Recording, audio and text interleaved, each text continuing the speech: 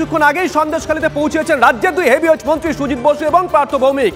50 দিন পর, 5 জানুয়ারির পর 49 দিন কেটে গেছে। 50 দিন পর সেখানে পৌঁছলেন তৃণমূলের দুই হেভিওয়েট মন্ত্রী। এই মুহূর্তে আমরা সরাসরি সেই ছবি দেখাবো। সুজিত বসু এবং পার্থ ভৌমিক তারা পৌঁছে গেছেন।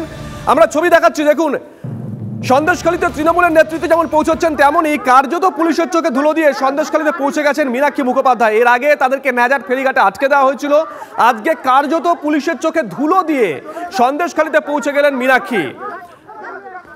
সুজিত বসু, পার্থ ভৌমিক উত্তর 24 পরগনার দুই নেতা, দীর্ঘদিনের রাজনীতিবিদ এবং তারা রাজ্য মন্ত্রিসভার অন্যতম গুরুত্বপূর্ণ সদস্য। তারা পৌঁছে গেছেন সন্দেশখালীতে। যারা রাজনীতি নিয়ে চর্চা করেন তারা বলছেন ড্যামেজ কন্ট্রোল করার জন্য উত্তর 24 পরগনার ভূমিপুত্র যারা আছেন এবং যাদের ভাবমূর্তি তুলনামূলকভাবে স্বচ্ছ এবং যারা দীর্ঘদিন ধরে রাজনীতি করছেন তাদেরকেই তৃণমূল কংগ্রেস ব্যবহার করতে চাইছে এই ড্যামেজ কন্ট্রোল করার জন্য, বলছে রাজনৈতিক মহলের একাংশ। সায়ন্ত আমাদের সঙ্গে রয়েছেন স্পট থেকে, আমাদের সহকর্মী সায়ন্ত।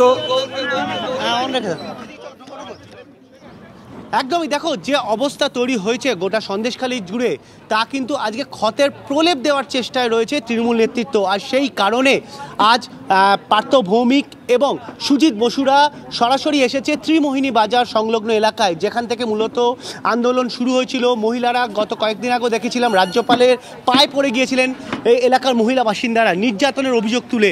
অর্থাৎ সেই এলাকায় আন্দোলন যেখানে শুরু হয়েছে, আন্দোলন যেখান থেকে বড় আকার নেয়, সেই এলাকায় এখন সুজিত বসু এবং পার্থ ভৌমিকরা এসেছেন।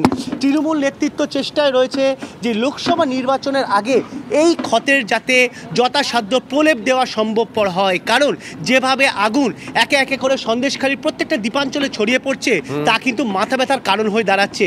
আর সেই কারণে জমি লুট কোথায় হয়েছে, জমি মেচো, খাস জমি মেচো ভেড়িতে তৈরি করা হয়েছে, কোথায় কোথায় কিভাবে নির্যাতন করা হয়েছে, গোটা বিষয়টি কিন্তু তৃণমূল নেতৃত্ব খতিয়ে দেখতে চায়। সুজিত বসু বেশ কিছুক্ষণ আগে সাংবাদিকদের কাছে জানান যে 250টি অভিযোগ পাওয়া গিয়েছিল, যার মধ্যে 150টি অভিযোগের ইতিমধ্যে সমাধান করা হয়েছে। যদিও বাকি 100টির কী প্রক্রিয়া চলছে সমাধানে, তা নিয়ে কিন্তু কোনো উত্তর দিতে পারেননি।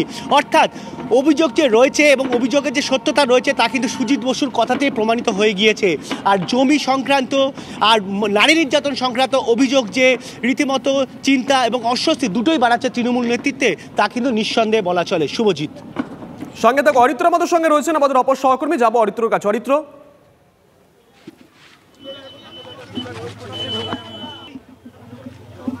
একদমই, দেখো শুভজিৎ, যেমনটা আমার সহকর্মী সায়ন্ত বলছিল, বেশ কিছুক্ষণ আগেই কিন্তু কলকাতা থেকে ধাবাখালী এবং তারপর নদী পেরিয়ে সন্দেশখালীতে এসে পৌঁছেছেন দুই মন্ত্রী পার্থ ভৌমিক এবং সুজিত বসু।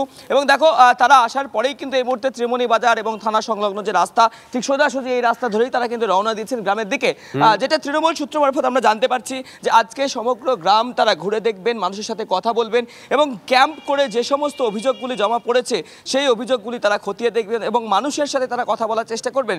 এবং তোমাকে খুব তাৎপর্যপূর্ণভাবে শুভজিৎ জানিয়ে রাখি, সন্দেশখালী ঘাটে পৌঁছানোর পরেই কিন্তু কার্যত মন্ত্রী সুজিত বসুকে একটা অন্য ছবিতে দেখা যায়। তিনি নেমেই মানুষের সাথে জনসংযোগ, কখনো হাত জোর করে নমস্কার, কখনো মাথায় হাত ঠেকিয়ে প্রণাম, কখনো হাতে করমর্দন করে, কখনো হাত নাড়িয়ে মানুষের সাথে একটা জনসংযোগ এবং আরও কাছাকাছি মানুষের পৌঁছানোর চেষ্টা তারা করেছেন। এবং তিনি যেটা জানিয়েছেন যে এই মুহূর্তে তার পক্ষে কিছু বলা সম্ভব নয়, তিনি আগে সম্পূর্ণ এলাকা, গোটা গ্রাম তিনি ঘুরে দেখবেন।